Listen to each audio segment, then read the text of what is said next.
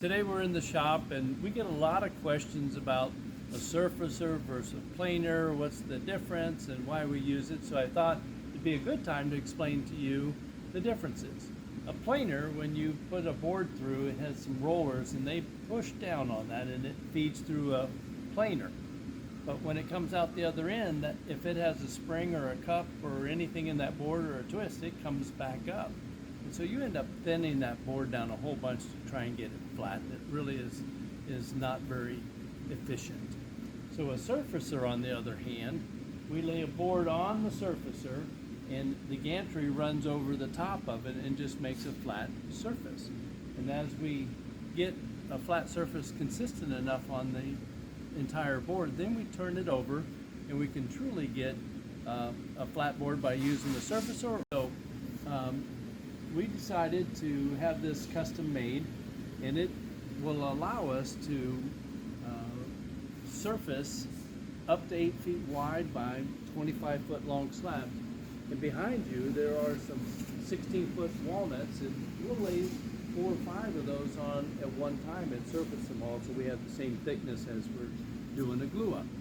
So let's look at a piece that we have on here now as to why we're getting ready to make a big walnut round, and the boards are all different thicknesses, and you can see we have, this is thicker than this one and this is thicker as well. And so in order we surfaced the underneath side already and we turned it over, and we're just getting ready to come back and level out the surface. And once we do, then we'll glue the 2 pieces together. This is a glue up of about 8 boards, and we're doing a 52-inch round on this final dimension. So this is a process that we'll use, and once we get it near flat, we'll go ahead and glue it up together in case there's any pull or anything when you're doing the gluing process, and then bring it back for a final surface, and then go through the sanding process and the finishing process on that. And now tell us about the dust removal system behind us.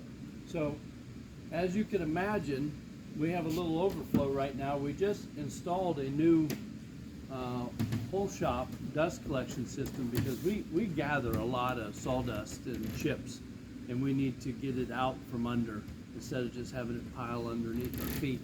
So we ended up going with a Grizzly Industrial, and one of our bags is laying down on the job here, but we'll get him straightened back out. But this is a 10-horse system, and it feeds 4 bags and as much surfacing as we do, and you can look to the side and behind you. So it's been a pleasure walking through this phase of the shop with you today.